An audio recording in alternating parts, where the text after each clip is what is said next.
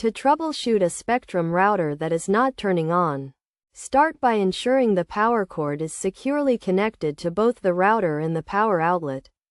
Verify that the outlet is working by plugging in another device. If the issue persists, try using a different power cord to rule out any damage. Next, check the power button for any debris or dust that may be preventing it from functioning properly. Gently clean the button with a soft cloth and try turning on the router again. If the router still does not turn on, it is possible that the power button is faulty. Check the lights on the router to see if any are illuminated. Even if the device is not fully turning on, if the lights are on, it indicates that the router is receiving power. But there may be an issue with the device's internal components.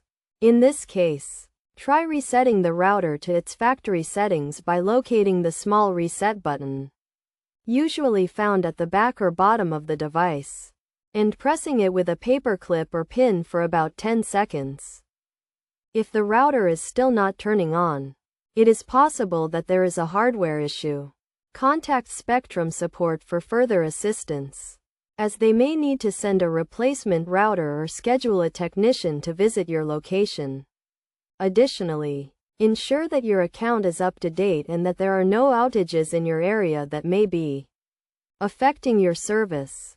Regularly updating your router's firmware and ensuring that it is placed in a well-ventilated area can help prevent issues with the device. By following these steps, you should be able to troubleshoot and potentially fix a Spectrum router that is not turning on, getting you back online quickly and efficiently.